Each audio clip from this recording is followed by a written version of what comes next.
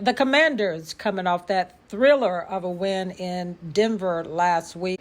Now they must shift their attention to the Buffalo Bills. A lot of teams are playing top down, making sure that we don't beat them over top. Because we have a lot of explosive guys in this room. I mean, I would do the same if I was defensive coordinator. We got a lot of guys who can stretch the field, a lot of explosive guys. So it's been pretty tough, but, we also have guys who can go underneath, catch passes all day and make things happen for our offense. And that's what we've been able to do. And then when we get our shots, we got to take them. We got to execute. Hey, Jahan, this team fought back down 21 points last week. Talk about just the outlook of this team and how they fought back last week, and what does this speak about the offense? Yeah, it's just a group who believes. We trust in our coaches. We trust in EB. We trust in each other. When you have a group like that who doesn't give up, who fights till the end, a lot of good things can happen. So that's basically what we did. We made sure that we just trusted in each other and just kept fighting. And all in all, we came out on top. Talk about Sam, the way he just forgot about the first half last week and came back slinging like that didn't even happen. Yeah, I told you guys earlier in camp, like the poise he has is something that I've never seen before. He literally never looks right. I remember walking in the huddle and he's gushing blood from his mouth. And I'm just looking at him like, is he okay? But he doesn't look rattled at all. And there's just blood gushing from him. It was crazy. But and then a couple plays later, he throws a strike to Terry in the end zone. It was insane. But yeah, he's super poised. Never looks rattled. Just goes out there and balls. Buffalo this week. What's the key? You all started a little slow last week. What's the key this week? Because definitely you can't start slow this week. Yeah, making sure that we start fast. That's a big thing that we've been preaching. And then executing. We can't beat ourselves. Can't be turning the ball over. Making sure that we're playing against the other team, not playing against ourselves. And just going out and making plays. Hey, Coach, in facing your opponents this week, Buffalo, what are some of the things after looking at film of them that you say offensively that we must be able to do against them? Well, first and foremost, they're a great defense. We've had a few battles with them when I was in Kansas City over the past 4 or 5 years. It seemed like every year, maybe 10 years it seemed like. But this team they're a great team. Obviously, what they're doing on offense speaks volumes. Quarterback is a special man. I mean, he obviously has a lot of great players around him.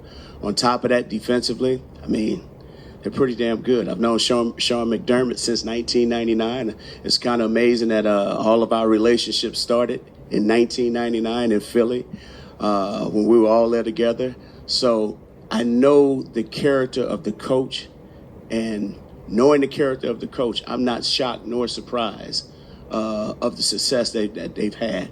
And so when you're facing this defense, you know exactly who they are. You know their DNA. And at the end of the day, we just got to make sure that we remain poised and we understand this game plan here is going to take a little bit of patience. Okay? We got to be patient to drive the length of the field because they don't play a defense where they're willing to give up a big play. That's not who they are. These guys are very sound. They're very fundamentally sound, They're very disciplined. They do a great job of over-communicating, and they play hard and they play fast. So this is one of those opponents. That obviously every week is a great test, but this is a great test for us at this particular time.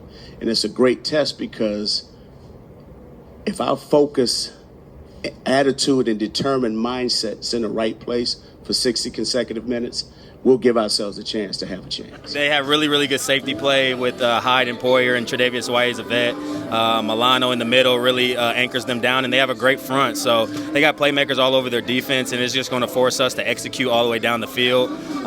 You may get those opportunities to make plays down the field, but at the same time, you got to be able to stay ahead of the sticks, convert on third downs. But to do that, we have to take care of the football. We have to minimize our penalties, and we got to keep it in second and third and manageable.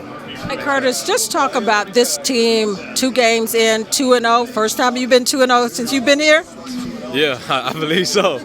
I think it's just a lot of guys just believing in the coaching staff, and believing in the plan, and everybody playing together as one.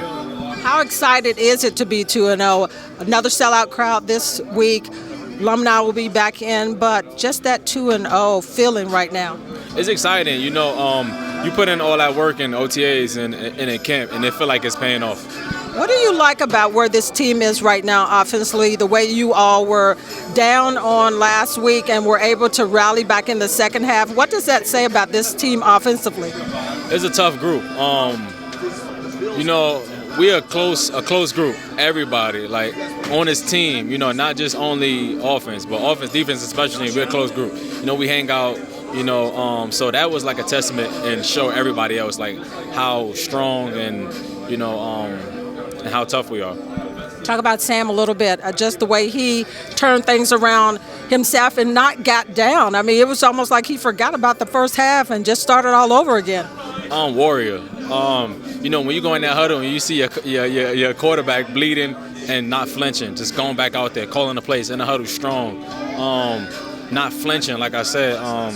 You know, for him to be that young and just to keep on pushing, you know, when you see that in your quarterback, it's like, all right, I got to go out there and make something happen for him. The running game for Brian Robinson, being patient. Well, I feel like sometimes I start the game off too fast. I be a little too eager to, like, maybe make a play or hit the hole, and feel like I be moving just a little bit too fast. Like I said earlier, the more comfortable I get during the game, the more time I'm able to touch the ball, the more comfortable I get. So I honestly believe, like, at the beginning of the game, I do be a little too fast. So that's something I got to work on.